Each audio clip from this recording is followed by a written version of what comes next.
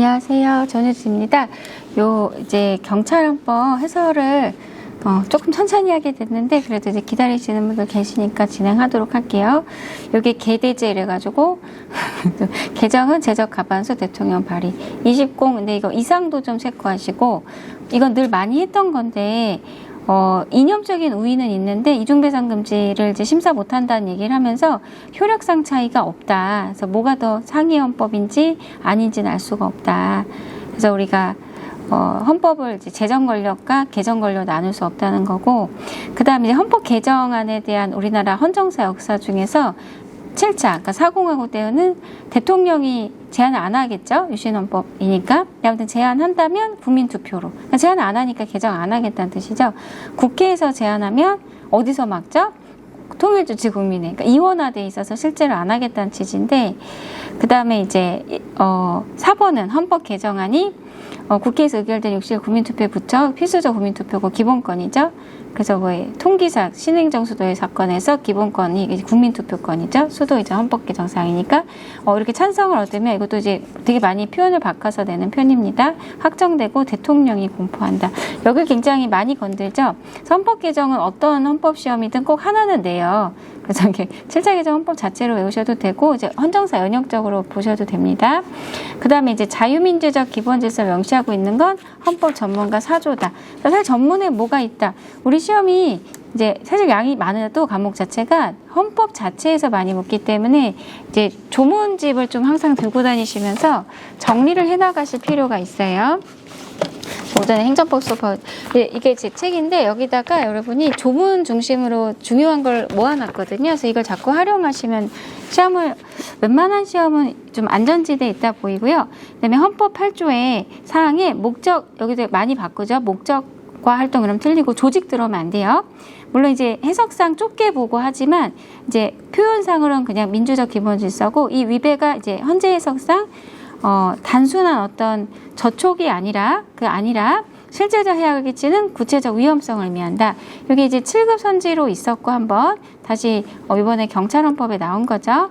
그 다음에 이제 우리 헌법상 원리 중에 사회국가, 복지국가 원리인데 우리가 이제 원칙은 자유민주적 기본 질서면서 이제 사회적 약자를 돌보기 위해서 사회국가 원리, 그러니까 보충성의 원칙이라고 스스로의 노력을 원칙으로 하되 이제 예외적으로 이제 보완해 나간다는 취지예요. 자, 약간 이 추재원께서는 약간 옛날 판례가 좀 많은데 2007년도 판례가 대략 좀 있어요. 이때 많이 활동하셨던 것 같고. 자, 실존기간이 국법 시행 중에 만료될 때. 그러니까 이게 개정민법이 있는데, 이제 사람이, 부재된 상태로, 없는 상태로, 바닷가에서 사라졌는데, 죽은 건지는 잘 모르겠고, 근데 사실 사람이 없어졌을 때 꼭 가족들이 죽었다라는 거를 법적으로 확인받고 싶은 건 아니지만, 막 이게 너무 50년 지나간다 생각해봐요. 그러면 이제 그 주변에 그 사람을 기억하는 사람은 없는데, 이 사람만 뭔가 이제 살아있는 것도 아니고 이렇게 되면 안 되니까 이게 실종신고하고 일정 기간 지나면 법원이 선고함으로써 사망으로 간주하는데 이게 하필 개정되고 나서 선고됐을 때는 민법이 점점 상속의 문제에 있어서 평등한 관점으로 바뀌어왔기 때문에 이 선고된 시점에 법을 적용하는 게 맞다는 판시입니다. 자, 공소시효는 재형법정주의를 다루는 게 아니라 재화형을 다루는 실체법은 있고요. 이걸 얼마 동안 기소할 수 있느냐의 문제이기 때문에 이제 재형법정주의 보호범위에 속하지 않기 때문에 왜 형벌불소급 그 관점은 아니고 그냥 일반적인 논점으로 부진정 소급인데 신뢰보에 반하는 건 아닌지 이런 관점으로 본다는 얘기입니다. 요게 그나마 좀 어려운 문제인데 신뢰보호의 객관적 요건은 어떤 질서성이죠. 근데 이제 사람들이 그런 제도를 믿고 살 거 아니야? 그러니까 법적 안정성의 주관적 측면은 신뢰보호다. 우리 신뢰보호 원칙이 어디서 나오죠? 법적 안정성에서 나오죠. 근데 이걸 너무 법적 안정성의 주관적 측면은 신뢰보호다. 이거 어떻게 너무 좀 지나친 면이 있어요. 그래서 이 판례 자체가 소개되어 있지 않잖아요. 대부분의 책들에. 그리고 이렇게 출제된 적은 없고 사실 이렇게 나왔었어요. 법적 안정성의 객관적 측면은 신뢰보호다. 이렇게.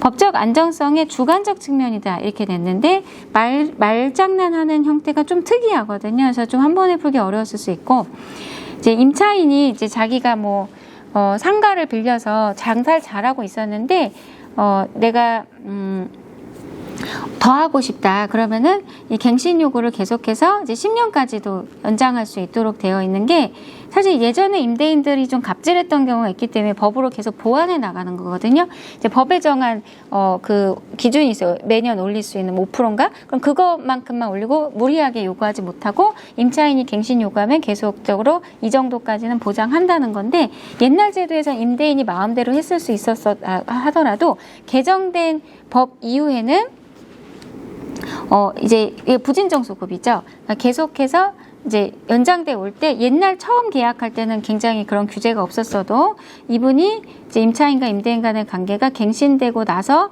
이제 이 새로운 법이 이제 적용이 되잖아요. 그러면 이제 부진정소급이니까 이런 게 실내보호 입원되거나 하진 않는다. 그래서 임대차 보호법이나 이제 상가 임대차 보호법 가지고 위헌난 건 없죠.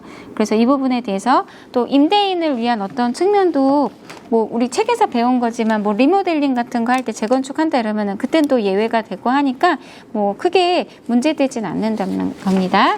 그다음에 4번에 선거제도에 대한 설명 옳지 않은 것은 대통령 선거에서 물론 이제 선거 직전이었으니까 이제 이런 거는 뭐 예상하고 들어갔었을 거고 혼자 나오셨을 때는 선거권자 총수의 3분의 1이 아니면 이런 것도 이제 유효투표 총수인지 그러니까 유효표인지 이런 것도 많이 바꿔서 내는 형태고요. 우리가 예전에는 감옥에 있거나 집행유예 중에 있으면 선거권 안 줬는데 집행유예는 우리가 사실 일상생활 같이 하고 있는 거기 때문에 집행유예 중인 사람에게 선거권을 안 주는 거는 단순 위헌을 냈죠. 근데 이걸 이제 판시로 물은 게 아니라 마치 조문인 것처럼 냈기 때문에 그게 하나 좀 그래도 레벨업 돼 있고 지방자치단체장의 선거권은 이제 기본권이라는 판례 변경 워낙 유명해서 예전에 이걸 법률상 권리로 나머지는 헌법상 기본권 나눴었는데 항상 우리가 선거를 치러왔기 때문에 이제 와서 기본권 아니라고 하기는 어렵겠다라고 했고요. 그 다음에 사실 우리가 이렇게 선거 방송 때 보면 수화를 많이 하잖아요. 근데 이걸 꼭 이제 필수는 아니고 임의적. 왜냐면 되게 급한 보도가 나가야 되는데 수화를 할 사람이 없으면 이제 어떻게 해요? 그러니까 이걸 의무사항으로 하지 않는 거는 평등권 침해라고 보긴 어렵다라는 논점입니다. 그 다음에 5번 갈게요. 불법 체류 중인 외국인이라 하더라도 불법 체류라는 게 그냥 그 자체적인 그 성격인 거지 인권이라는 건 있는 거기 때문에 그런 성격의 기본권은 불법 체류에 따라 인정 여부가 달라지지 않는다. 근로의 권리는 32조죠. 얘가 이제 성격이 자유권적 측면이 있고 사회적 기본권적 측면이 있는데 사회적 기본권은 뭐죠? 일자리 창출에 대한 정책 요구권을 얘기하고 근데 내가 일을 하고 있는 상태에서 내가 일하는 환경이 너무 열악해. 그럼 창문도 없어. 뭐 이렇게 빛도 안 들어와. 뭐 맨날 가스가 새. 근데 나한테 보호장구도 없어. 그럼 최소한의 근로조건을 요구할 수 있는 권리는 자유권적 성격이고 이건 외국인 근로자도 기본권 주체성이 있다. 아주 유명한 논점이고 요게 이제 한국방송 재단법인 방송문화진흥회가 최다 출자자인 그러니까 최대한 지분을 갖고 있는 방송사업자는 이제 문화방송, 그러니까 공영방송사들은 이제 방송 광고 같은 걸 할 때 뭐 삼성하고 다이렉트로 계약하는 게 아니라 중간에 그 미디어 레퍼레젠터티브라고 중간 매개체를 둬요. 옛날에는 그게 한국방송공사 이래가지고 이제 오로지 한 곳을 통해서만 해서 헌법불합치가 났고 그 다음 판례인데 한국방송진흥공사를 통해서 공영방송사들은 계약을 하고 뭐 사형 방송사들은 다르게도 해도 되고 라고 해서 그래도 독점 체제는 해결됐기 때문에 기본권 침해는 아니라고 한 판시인데 사실 그 결론보다는 얘가 이제 공영방송사이지만 기본권 주체성이 있다. 그래서 이 판결 요지가 방송사업자가 공영방송사를 하더라도 언론의 자유 등과 관련돼서 기본권 주체성은 있다. 사실 이 판례에서 제한되는 기본권은 직업수행의 자유랑 계약의 자유를 갖고 봤고요. 더 밀접한 성격은 직업수행의 자유를 중심으로 봤어요. 이제 그건 판결의 기본권 경합 쪽에서 좀 낸 적은 있는데 기본권 주체 쪽이 더 많이 나오긴 합니다. 대통령도 국민의 한 사람으로서 기본권 주체성. 요거는 지금은 이거 맞게 냈지만 바꿀 때는 이게 전자냐 후자냐를 바꿀 때가 있어요. 그래서 후자로 빠지면 틀립니다. 뭐 그렇고요. 그 다음에 6번의 기본권 제한. 제가 요거 보고 조금 충격받기도 하고 제가 수업하는 게 맞다는 생각도 들었는데 최근에 요거 잘 안 내죠. 혼빙은. 물론 이제 최근에 7급에 그래도 낸 건 있었어요. 이게 성적 자유결정권 제한이지 이렇게 냈어요. 그러니까 우리가 이제 너무 오래전 판례라고 안 보면 안 되는 걸 좀 아실 수가 있고 또 양이 그래서 이렇게 줄지 않는 과목이죠. 세월이 가면 판례는 더 쌓이니까. 혼인빙자 간음죄가 입법 목적도 없다. 그러니까 이게 음행의 상습 없는 부녀 그것도 말이 웃기고, 그래서 이건 더 이상 형법이 추구하는 목적이라고 보기는 어렵다. 그래서 목적의 정당성이 없다인데, 이거를 이렇게까지 공부한 사람은 사실 없어요. 사실 공무원 수험가에. 근데 이제 요 판례를 통해서 이제 오래전 판례라도 목적의 정당성, 수단의 적합성 이걸 해야 된다는 걸 알 수가 있고, 얘는 그나마 우리가 위헌 난거로서는 좀 유명하잖아. 간통죄. 이건 너무 오래전이고, 이제 간통죄를 처벌한다는 거는 혼인제도, 그러니까 우리 법정혼을 선량한 선포적 보호하는 입법 목적 정당한데, 이 판례가 이제 좀 내용까지 가서 보면은 수달의 적절성 및 최소 침해성이 애매하다고 판시를 해요. 그래서 이제 이런 거는 어떤 사적 영역에 맡겨놓는 게 맞다는 취지고요. 근데 어쨌든 입법 목적 정당성 있다고 봤고, 자, 자동차를 훔치면 근데 사실 이게 필요적 취소가 위헌이긴 해요. 왜냐면 훔쳤을 뿐이지 운전은 잘할 수 있다. 농담인데 아무튼 임의적 규정이 가능한데 필요적 규정을 뒀기 때문에 가임금지에 반한다고 본 판례지만 입법 목적은 정당하다. 그래서 어떤 훔친 범죄 행위에 대해서 제재를 강화해서 그런 입법 목적은 우리가 알 수는 있다. 그래서 페널티니까 수단이 적절하다 했을 것이고, 다만 이제 지나치다 필요적인 고성격인 우리가 뭐 보통 뭐 이런 걸 기억하고 있는 것도 힘들잖아요. 근데 그래서 입법 목적부터 다 끊어서 내는 건 굉장하게 된 거고, 사실 이거 우리 학생들이 뭐 후기도 지금 올라오고 있고 잘 보셨는데, 사실 4번을 우리가 좀 연습을 했었어요. 얘는 이미 출제가 있고 좀 공부하는 관점에서 아주 중요한 판례죠. 자기낙태죄를 헌법불합치하면서 이게 태아생명 보전이라는 목적이 있고, 그리고 처벌하니까 적절한 수단이긴 한데 우리가 사회경제적 이유로 한 낙태는 허용하고 있지 않기 때문에 무조건 이게 어떤 갈등이나 대립의 구조라고 보긴 어렵고 좀 고민할 지점이다라고 해서 최저 침해성에 반한다고 봤어요. 근데 이거는 워낙 우리가 책에서 굉장히 중요한 판례로 입법 목적부터 다 했기 때문에 오히려 여러분께서 이걸 푸실 때 4번 갖고 푸셨을 거지만, 이제 강사로서 혹은 앞으로 이제 수험생들에게 주는 교훈은 난 다 내겠어. 이렇게 뭐 중요해 안 중요해 이런 거는 이게 너무 이렇게 뭐 최신 위주가 중요하고 옛날 거 그렇진 않다 이거지. 그다음에 이거는 친생 부인은 이제 내 자식인 줄 알았는데 내 자식이 아닌 거야. 그래서 법적으로 어쨌든 거기 올라와 있으니까 이걸 이제 끊어내는 게 친생 부인의 수인데, 부가 사유가 있으면 너무 마음 아프지만 내 자식이 아닌 걸 안 날부터 인연이에요. 그건 스스로가 받아들였 거야, 자식으로. 뭐 아내랑 이혼하더라도 얘는 내 자식을 생각한 거거든. 그렇잖아. 그건 이거인 거니까. 그런 건 인격권 침해하지 않고, 이게 옛날 판례가 출생을 안 때로부터 1년이었거든. 그건 응애응애하고 1년이기 때문에 너무 짧아. 왜냐면 걔가 내 자식인지 아닌지도 몰랐던 시절부터 생 거니까. 그래서 이게 개선입법 된 건데, 이것도 사실 옛날 논점이죠. 그 다음에 교도소에 수용될 때는 그런 여기 잠깐 앉는 거야. 이 전자영사 검사기에. 그러니까 엉덩이를 좀 떼고 앉아서 이렇게 빛이 지나가는 건데, 이게 우리가 좀 또 대단한 어떤 성격의 분들은 엉덩이 안에다가 뭐라도 넣고 들어와서 흉기처럼, 그러니까 흉기가 큰 건 아니고 바늘 하나라도 어떤 쇠꼬챙이 하나라도 위험하게 할 수가 있기 때문에 이런 걸 한번 검사하는 건 인격권 침해 아니다. 또 마약을 숨겨서 갖고 올 수도 있고 비닐봉지로 해서 민사재판이라도 운동화는 너무 도주의 우려가 있기 때문에 못 신게 하는 게 이게 기본권 제한이긴 해요. 법률 유보에 반하지 않아요. 왜냐면 법률에 의한이 아니라 법률 근거하니까 위임에서 하위법에서 고시형식에서 운동화 안 돼라고 하더라도 문제없다. 인격권 침해 아니다. 새신을 신고 뛰어보자 깡총 이래서 제가 수업 때 운동화는 안 돼요 이렇게 얘기했던 거 기억나세요? 그 다음에 이제 미안해라는 건 제도가 강요할 건 아니기 때문에 이렇게 함부로 미안해라는 취지의 제도를 미안하다고 해라는 제도는 이제 기본권 침해인데, 법인이라면 법인의 인격권, 이제 법인 대표까지 문제된다면 이제 대표의 양심의 자유인데, 이 판례에서 이제 그 얘기를 하진 않은 판례죠. 애초에 대상자가 법인이기 때문에 그냥 인격권 하나로만 판시했습니다. 이게 7급에서 요 4번 가지고 요 구조를 쭉 딴 다음에 뒤에 양심의 자유 침해다 이렇게 틀리게 됐었어요. 그럼 민법의 사제 강고 사건에서 법인의 인격권 침해고 양심은 법인 대표에 이렇게 했거든요. 근데 그건 이제 다른 판례에서 한 말이고, 여기서 애초에 대상자가 법인이기 때문에 인격권으로만 구조를 짰습니다. 설명이 좀 빠르긴 할 텐데 수업을 들으셨으면 이제 그냥 복습하시라는 얘기고, 처음 공부하실 때는 이제 그런 논점도 있다. 그 정도예요. 나중에 공부할 때 더 자세히 하시고, 자, 여기서 파생되는 기본권인데 얘가 자유의 성격입니다. 그러니까 우리가 직업의 자유나 뭔가 특정되지 않는, 예를 들면 내가 이런 네일 아트로 해갖고 이런 전국 대회에서 입상은 했는데 1, 2등은 아니야. 근데 또 나가서 1, 2등을 꼭 하고 싶어. 왜냐면 1, 2등이야 세계대회 나갈 수 있거든. 근데 못 나가게. 그런 어떤 성격상 특징되는 기본권이 없다. 그럼 이제 행복추구권에서 파생되는 이런 이제 포괄적 의미의 자유권으로 간다고. 그래서 이제 행복추구권이라는 거는 뭐 뭘 달라 이런 뜻이 아니라 이제 자유의 성격이야. 자유. 그래서 뭘 하는 자유, 뭘 안 하는 자유. 그래서 안 하고 싶은 것도 그냥 자유의 성격인 건데 얘가 포괄적 의미의 자유권이라고요. 그래서 뭐 서울광장에서 뭘 못한다고 해서 안 행복해 이렇게 하면 안 되고, 왜냐면 그런 의미의 행복추구권이 아니라 이거는 포괄적 의미의 자유권으로서 성격이고, 거기서 이제 이동하는 걸 막았기 때문에 어쨌든 일반적 행동자유권 침해로 보긴 했죠. 뭘 못 써서 안 행복해 이런 건 아니라고요. 요게 최신 판례인데, 이게 최신 판례 특강 때 했는데 이제 육군 장교가 뭐 사실 군대에서 몰랐던 거죠. 민간법원에서 약식명령이 벌금형 선고된 건데 검사가 기소할 때 벌금형이면 약식으로 기소를 하거든요. 어쨌든 이제 형사처벌 받은 거니까 이걸 자진 신고하라.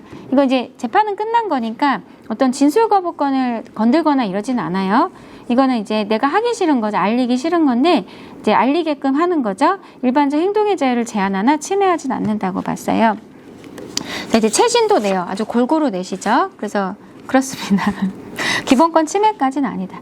2021년 8월 판례고, 일반적 행동자유권은 우리가 좀 법적으로 가치 없는 거라도 내가 하고 싶은 대로 사는 것도 엄청 재밌잖아요. 근데 이런 걸 이제 보호 영역이라고 얘기한 거고, 이런 게 유튜브 면허 같은 거 따서 하라 이런 거는 필요한 제한이라고 보죠. 그래서 우리가 뭐 휴대전화 사용하는 것도 어떤 다른 특징 있는 기본권이 아니니까 일반적 행동자유권인데, 그런 걸 못하게 하는 게 제한인데 제한이 침해가 아니죠.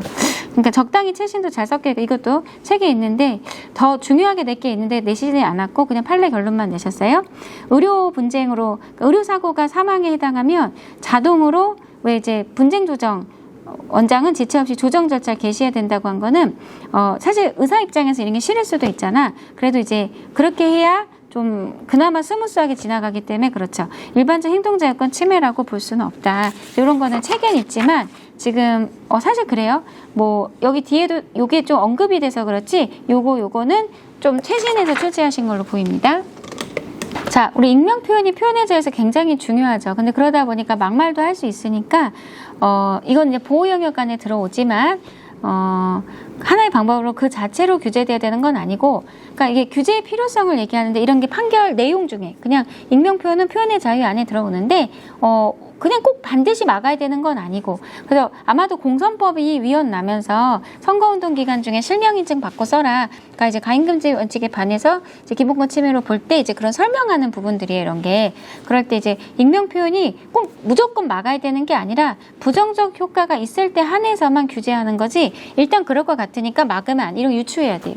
실제 나오고 나서부터는 그냥 이 자체로 외우는 거긴 해요. 원래 그렇게 기출이 좀 그 자체가 뭔가 이렇게 기준이 되긴 하는데, 그러기 전까지는 이런 흐름 속에서 나오는 표현은 판례 전체를 최대한 읽어가면서, 그런데도 기억이 안 나면 유추를 좀 해야 돼. 그리고 나머지가 소거가 돼야 되는데 이건 보호 영역이 아니죠.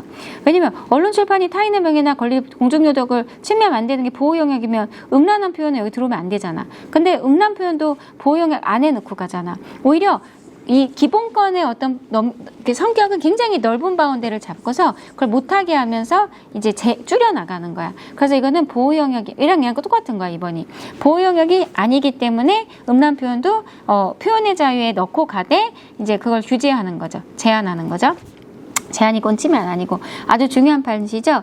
언론사의 이제 변호사인데 후보자 명의의 칼럼 저서를 게재하는 보도를 제안하는데 반드시 이걸 그렇게 할 건 아니라고 해서 지나치다고 봤어요. 표현의 자유를 침해한다. 그래서 이제 공직선거법에 보면 유명하게 그에 많이 나오는 판례인데, 이게 가임금지 원칙에 반해서 표현의 자유를 침해한다고 본 기출선지에 굉장히 많습니다. 자, 10번 갈게요. 신체의 자유. 이게 소방도 그렇고 보면 헌법 신체의 자유 조문을 너무 많이 만지시는데 그냥 공부할 땐 좋죠. 뭐 장기 3년 이것도 외우셔야 되고, 사후영장 신체의 자유를 갖는다. 누구든지 법률에 의하지 않고는, 여기 적법 절차를 넣었죠. 그러니까 요 신체의 자유 갖고 조문을 많이 내는 편이에요. 자백이 고문폭행, 협박 구속에 부당한 장기화. 그래서 자의로 한 게 아닐 때는 증거 능력이 없고, 정식 재판일 때 자백밖에 없으면 증명력이 아직 그러니까 지금 그것만으로 증명이 다 된 게 아니야. 처벌할 수 없다. 형사까지 하시는 직렬이니까 의미는 잘 알고 계실 거고, 그리고 이런 게 좀 공격적인 게 직렬상 여러분이 이걸 더 잘 아셔야 된다고 생각하시는 거고, 당연히 그러니까 마치 헌정사 내듯이 여러분한테는 이제 저 조문은 단골일 것 같네요. 신상정보 등록은 다 합헌이에요. 그러니까 내부적으로 갖고 있는 거여서 제명은 많이 이렇게 다양하게 쓸 수 있는데, 신상정보 등록은 개인정보 자기결정권 침해하지 않는데 하나 예외가 있죠. 통신매체 이용 음란죄는 이제 문자로 음란한 문자, 뭐 음란한 얘기, 음란한 사진 이런 거 보내는 건데, 피해자의 뭐 몸을 찍었다든지 반드시 그런 성격은 아니기 때문에 뭐 나쁜 놈은 되게 나쁘겠지만 또 좀 생각보다 가벼운 그런 상황도 있을 수 있다는 거야. 이게 괜찮다는 뜻은 아니에요. 오해하지 마세요. 그래서 이거는 무조건 등록이라는 거는 지나치다 해서 개인정보 자기권 침해다. 그래서 제가 수업 때 표를 만들어서 얘만 따로 기억하세요 라고 많이 말씀드렸었어요. 그래서 11번의 답은 4번이고요. 12번에 대학의 자치에 대해서, 사실 우리가 대학의 기본권은 대학 자신이 누리는 거긴 하지만 학술 연구, 뭐 지도 이런 게 다 전체적으로 대학의 자유 문제죠. 뭐 시설 운영도 마찬가지입니다. 그래서 그런 것과 관련돼서도 우리가 대학 구성원에게 참여권, 사실 근데 대학 자신이 살아있는 사람은 아니잖아요. 기본권을 갖는다고 표현은 하지만, 그러니까 교수나 교수회 뭐 이런 식으로 다양한 구성원들이 이 기본권 누린다고 봐요. 그리고 이걸 국립대도 누린다. 그래서 세무대 폐지 법률에 대해서 뭐 세무대가 다툰다든지, 뭐 어떤 강원대가 로스쿨 제도에서 뭐 운영 방식의 문제로 교육부 장관 충돌했을 때 강원대가 다툰다든지 이럴 때 이런 표현을 쓰죠. 대학의 자율성은 그러니까 지금 1번하고 거의 모순되는 표현인데, 사실 대학 스스로가 누린다고 얘기는 하지만 사람이 뭔가 주체가 될 수밖에 없잖아요. 그러니까 뭐 일단 교수, 교수회 넓게 이제 대학의 자유를 누린다. 그리고 이제 헌재 결정에 학생 직원도 포함될 수 있다. 이건 왜 이렇게 깊을까 잠깐 생각을 해보자면, 이건 이런 거죠. 지금 여러분한테 신체의 자유가 깊었던 것처럼 교수님들 자신은 이 대학의 자유 자치 논점이 더 이렇게 깊은 와닿는 주제라고 보시면 돼요. 그래서 이게 오히려 수험생들한테는 좀 그런데 라는 생각이 좀 들 거야.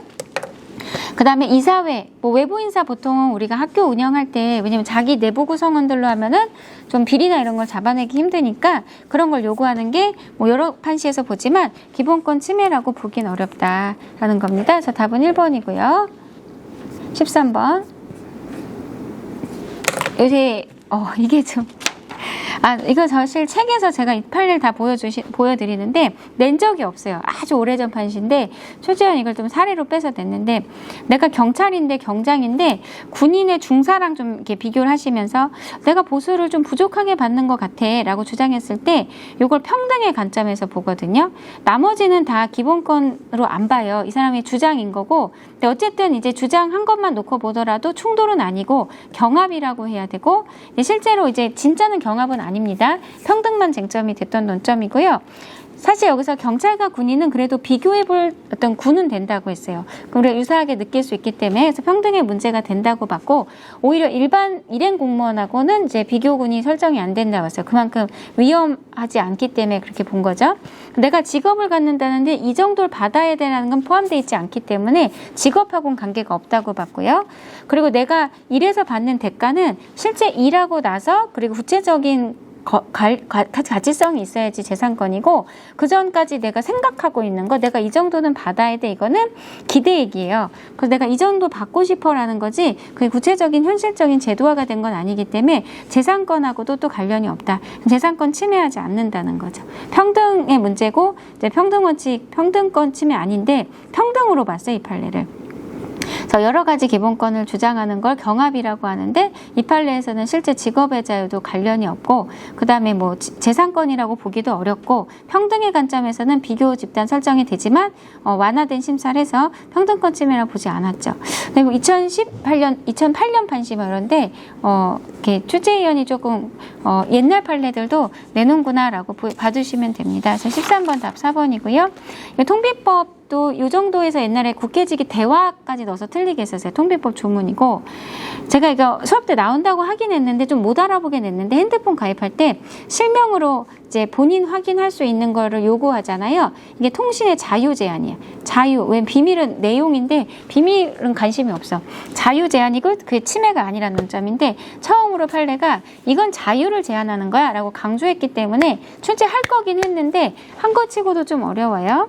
그 다음에 이제 패킷 감청. 인터넷선에 지나가는 거를 수사기관이 필요하다면 이제 가져가는 건데 뭐 입법 목적 정당하고 수단도 기여하는데 너무 많은 정보가 어떤 관련 그 없는 사람들 아파트에 그 회선을 쓰는 사람까지 다 지나가는 거야. 그 동네 사람들 거. 그래서 이거는 통신의 비밀과 자유 침해고 사생활의 비밀과 자유도 침해라고 봤어. 보통 사생활은 더 일반적 성격이기 때문에 굳이 따로 안 보는데 여기서는요. 둘 다 본 이유가 통신의 어떤 관점도 있지만 그 지나가는 내용까지도 드러나기 때문에 사생활도 같이 침해된다고 봤어요. 근데 뭐 그게 관련되는 기본권 소개되진 않았고요. 이 논점에서 푸는데 그렇게 어렵진 않고 독방 감금된 거죠. 감옥 갔을 때. 그럼 이제 혼자 있으란 뜻이니까 사람과의 어떤 접견이나 통신을 제한하는 건 기본권 침해하지 않는다. 사실 판례가 이게 통신 비밀이 아니라 자유야 이렇게 강조한 거는 사실 이 판례가 굉장히 지금 특징이 있기 때문에 14번에 2번은 저 형태가 좀 어렵게 나오긴 했지만 더 나올 거라고 보입니다. 그 다음에 15번 국가가 인간다운 생활을 보장하기 헌법상 의무를 다했는지는 최저생활 보장에 필요한 입법을 전혀 하지 않았다든지 그 내용이 현재의 불합리해서 헌법상 용인될 수 있는 재량의 법을 명백히 일탈한 경우에 한해서 그랬을 때만 그러니까 헌법 위반이고 마지노선을 놓고 본다고 더 잘해야지 이렇게 심사하지 않는다고요. 그래서 전혀 안 했는 건 사실 거의 없기 때문에 여기 잘 안 걸리고 제가 수업 때 이거 나올 거라고 했는데 65세 미만인데 그러면 이제 노인을 법에서 65세부터 보거든요. 근데 이분은 노인은 아니고 파킨슨병이에요. 그런데 이분은 사실 그렇게 중증은 아니기 때문에 사실 활동, 그러니까 어떤 직업도 갖고 아직은 어떤 경제 활동을 하시는데 제도는 어떻게 돼 있냐면 65세 이상은 이제 노인이니까 이 사람의 어떤 움직임을 지원해 준다는, 그러니까 어떤 경제 활동을 할 때 이제 이동이 어렵잖아요. 그런 거에 대한 걸 안 해주거든. 근데 이분은 노인이 아닌데도 불구하고 노인성 질병이 있다고 해서 이분에 대해서는 뭔가 일을 하고 생계를 유지할 거라는 그 자격을 제한해 버린 거야. 그래서 활동 지원 급여 신청 자격을 제한하는 거는 평등 원칙이 위반된다. 왜냐면 65세 미만이고 아직 일할 나이고 노인성 질병이 있다. 그래서 다 뭔가 활동을 못한다고 보기는 어렵기 때문에 제도가 그렇게 일원화되어 있는 거는 평등 원칙에 반한다고 봤고요. 우리가 제도 자체가 입증은 자기에게 주장하는 쪽이 지게 되잖아. 그런 거는 좀 입증할 곤란한 면도 있겠지만 그렇다고 해서 기본권 침해라고까지는 보지 않아요. 그 다음에 공무원 연금을 받으면 좀 이제 그래도 이제 노인분들 중에서는 더 잘 받는다고 봐서 기초연금까지는 안 나가는 건 합리성이 있다. 그래서 이런 건 이제 유사 판례 굉장히 많죠. 그래서 이번은 되게 중요한 판례를 낸 것이고요. 항상 강조드리고 있는 건데 여러분 앞으로도 출제를 많이 낼 거라고 보입니다. 합리적 이유가 있다 보기 어렵다. 그러니까 최신도 적당히 그리고 과거도 아주 극단적으로 깊게 이럴 때 한 방향으로 가는데 보통 최신 저 연도 2017년 한번 되면 그쪽에서 도는데 되게 넓게 움직이세요. 자, 근로의 권리에 대한 설명으로 32조인데 아까 말씀드렸지만 근로의 권리는 32조고 아까 이렇게 봐봐. 제가 이 수업 때 어떻게 하냐면 근로의 권리가 32조고 근로상권이 34조인데 외국인 같은 경우 아까 말씀드렸다시피 이건 세모, 자유의 성격은 누리고 최소한의 인간적 생활에 필요한 그런 건 누리고 최소한의 어떤 인간의 존엄과 가치 쪽은 누리고 어떤 사회적 기본권은 못 누린다고 했잖아요. 그래서 외국인 논점에서 32조 세모, 33조 5. 노조는 어떠냐? 이건 못 누리고 이건 누린다. 왜 노조는 근로를 직접 하는 건 아니기 때문에 근로의 권리가 32조거든요. 노조는 주체가 될 수 없다. 노조는 33조의 주체고 32조는 관련이 없어요. 이거 맨날 표를 엄청 많이 하고 월급 근로자인데 6개월을 근무하지 않았을 때 해고해주지 않는 거에 대해서 헌재가 예전에 합헌 결정했다고 헌법불합치해서 그건 이제 위헌이야라고 했는데 여전히 합헌을 유지하고 있는 게 뭐냐면 뭐냐면 일용직이죠. 하루하루 일당으로 일하시는 분들 3개월 계속 근무하지 않았으면 나가라라고 할 때 미리 예고해 주진 않아요. 그런 게 근로의 권리 침해 아니다. 그러니까 요거는 이제 유지하고 있었는데 처음 냈어요. 요게 시험에 많이 안 나왔거든요. 그래서 요거 나올 때 되긴 했었어. 그 다음에 청원경찰은 선고 후의 당연퇴직도 직업의 자유 침해지만 근로상권을 다 막은 것도 근로상권 침해다. 이것도 굉장히 많이 나온 논점이죠. 그래서 어떻게 보면 기출 잘 해놓으면 괜찮았던 것 같아요.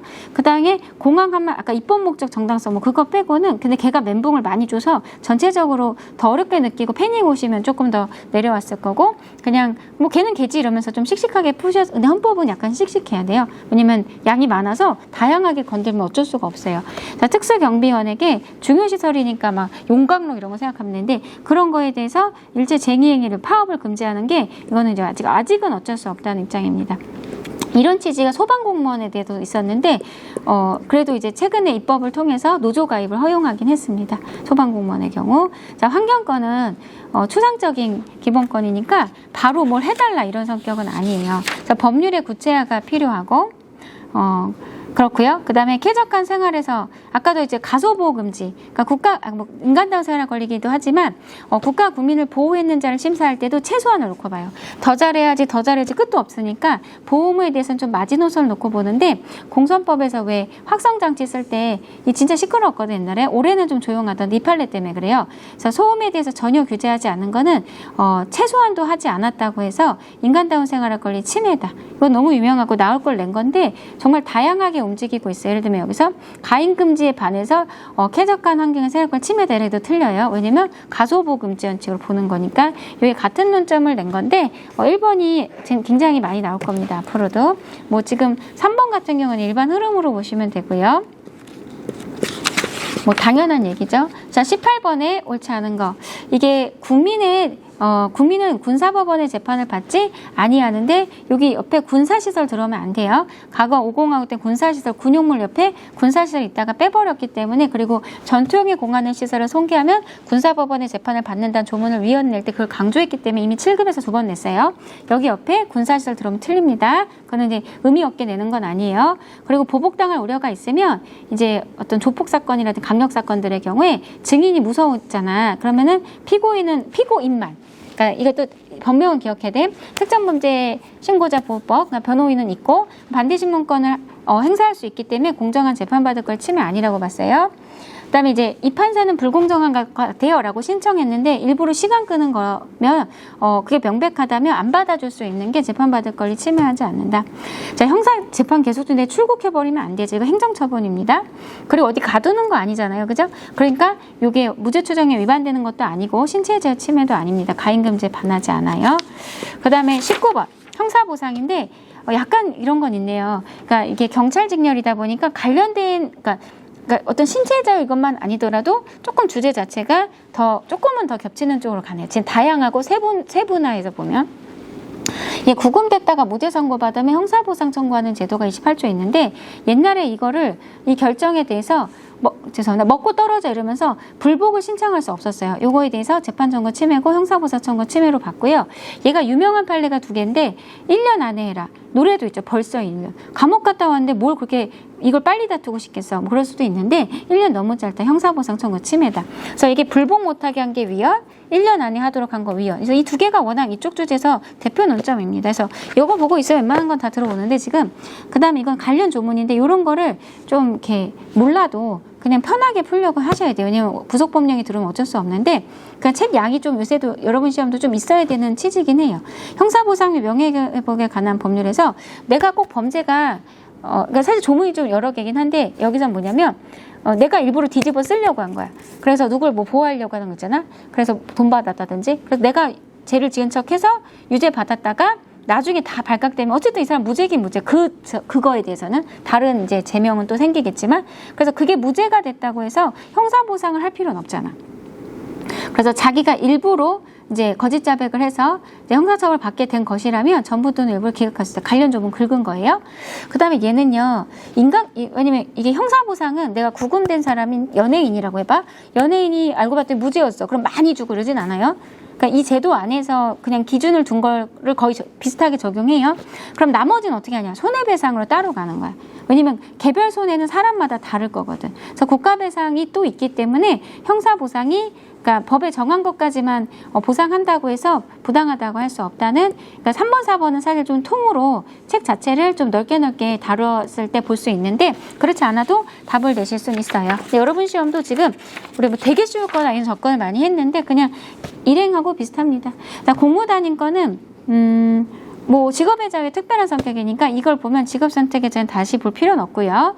그다음 공무단인권 보호 영역은 일반적으로 이제 공직 취임의 기회를 보장한다. 다 공무원 시켜줄 수는 없으니까 승진을 꼭 시켜준다 이런 것도 아니죠. 그런 거는 보호 영역은 아닌데 참고로 승진의 균등한 기회. 승진을 할 거면 균등한 기회를 줘라. 이거는 보호 영역으로 봤어요. 이게 좀 어려워요. 이게 만약 비교군인데 승진을 시켜달라 이건 아니지만 그건 공무단인권에 안 들어오지만 승진을 할 거면 균등한 기회를 달라. 이건 또 보호 영역으로 봤어요. 그 다음에 그 서울교통공사 우리 공사공단에서 일하는 분들은 우리 행정법에서 보면 사법상 고용계약관계 이렇게 배우거든요. 공무의 범위에 속하진 않는다. 이런 거는 조금 어렵게 낸 거죠. 자, 선고유예 당연퇴직은 굉장히 경한 경우에 나오는 거기 때문에 알고 계시겠지만 당연퇴직은 지나치다. 선고유예 당연퇴직은 너무 많이 이게 별거 아닌 걸로 나가게 하는 거죠. 근데 여러분 선고임의 인용격격은 맞아요. 지금 여러분 얼마나 빡세게 요번에도 일행 보고서 학생들이 생각보다 학생들 이제 커스 총점이 높아서 막 울고 그러던데 보면서 마음이 아팠어요. 한 문제만 한 과목에서 틀려도 요번에 국가직 뭐 교행 같은 건 떨어진대요. 그러네. 그러니까 사람들을 그렇게 열심히 공부해도 지금 합격이 쉽지 않은 그런 시험들도 많단 말이야. 그런데 뭐 선고유예 받은 사람은 왜 뽑아요? 그래서 선고유예인 사람은 안 뽑아도 돼. 그러니까 임용격격은 맞아. 이건 합헌인데 공무원이 돼서 살다가 교통사고가 났는데 뭐 하필 그 자동차 보험 가입 기간 만료돼 있었고 뭐 뭔가 문제가 형사상 생겨서 선고유예 그래도 너무 참작할 게 많아서 판사가 선고유예했을 때 공무원에서 잘린다? 그건 공무단인권 침해예요. 그래서 임용격격은 합헌이기 때문에 이게 임용격격을 공무단인권 침해라고 해서 틀렸어요. 그래서 임용격격은 안 뽑아도 되는 거죠. 왜냐면 우리가 공무원을, 그러니까 이런 거야. 사람을 뽑을 땐 굉장히 신중하게 하는 거고, 내보낼 때는 쉽게 내보내진 않는 거야. 그래서 선고유예는 당연퇴직은 위헌. 내가 공무원으로 있는데 선고유예 받았다고 당연퇴직 시키면 위헌이고, 집행유예 당연퇴직 합헌. 선고유예니까 너 안 뽑아 이건 괜찮다고. 선고유예 임용격격은 당연히 있을 수 있는 거다. 그래서 수업 때 많이 했던 거죠. 뭐 지금 뭐 수리대 선고유예는 당연퇴직 합헌 이것도 하고 싶은데 별로 이제 시간이 없으니까 언급만 드릴게요. 여기서 또 파생되는 게 뭐 집행유예 당연퇴직은 합헌. 그 다음에 선고유예라 하더라도 수뢰죄에 대해서 선고유예로 당연퇴직은 합헌. 수뢰죄에 대한 선고유예 당연퇴직 합헌 이렇게 논점이 좀 파생돼요. 그래서 이렇게 네 가지를 다 알고 있어야 됩니다. 근데 지금 선지를 아까도 징역형에서 집행유예 약간 숨긴 것처럼 얘도 약간 그런 스타일이에요. 뭐 출제원 스타일이 그러네요. 그래서 제가 이제 여러분 경찰헌법을 지금 이제 공식적으로 따로 하고 있지는 않지만 언젠간 하겠죠. 근데 이제 일행을 이제 하면서 같이 겸해서 이제 수업도 해드리고 이렇게 하는데 저희 유튜브로 근데 보면은 크게 다르지가 않아. 왜냐면 그럴 수밖에 없지 않겠어요. 출제원들이 경험한 헌법이 뭐 경찰헌법 따로 있고 그냥 헌법 따로 있고 그런 게 아니니까 뭐 내다 보면 다 내는데 아까 뭐 혼빈간이나 이런 거 보면은 입법 목적부터 물어보는 거는 그냥 사법시험이라 하더라도 그렇게 쉬운 건 아니거든요. 그러니까 물론 모든 선지나 문제가 어려웠다는 뜻은 아니지만 좀 멘붕을 좀 일으킬 수는 있었을 거예요. 그래서 잘 보신 분들은 또 이제 잘 봤다 후기도 올라오시던데 우리가 공부 관점에서는 좀 할 수 있는 범위까지는 판례가 다양하게 다뤄지고 있는 걸 알 수가 있고 그냥 제가 수업 때 7급 강의하는 거 그냥 들으시면 될 것 같아요. 여러분 수고 많이 하셨습니다.